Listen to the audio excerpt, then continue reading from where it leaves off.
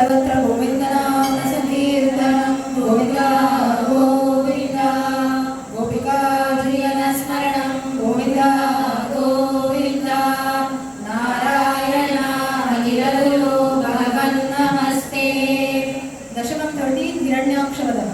हिरण्याक्षं तावत् वरद भवदन्वेषणपरं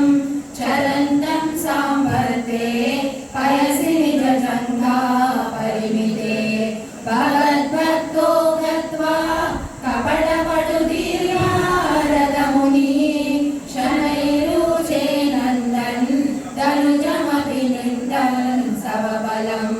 समायावि विष्णोर्हरति भवदीयां वसुमतीं प्रभो कष्टं कष्टं किमिदमिति तेनाभिकथितः नदन्त्वासौ क्वासा विलिसमुनिना वर्षितवतो भवन्तं सम्प्रापत् धरणिधरमुद्यन्तमुदगात् अहोहारण्योऽयं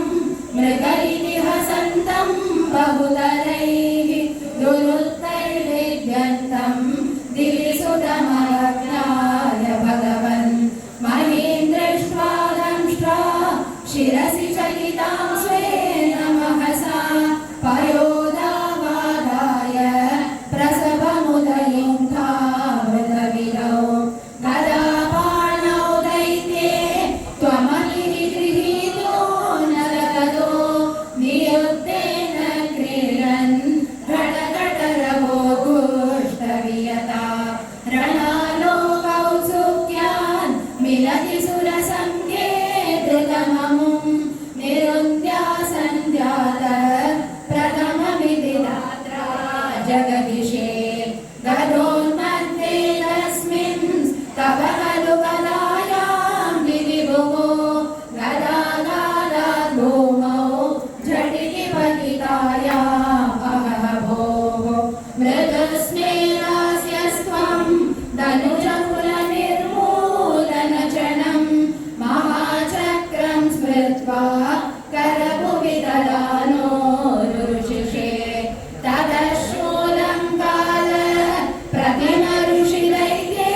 विसृजति त्वयि छिन्दन्येन करकलितचक्रप्रहरणात् समारुष्टो मुष्ट्या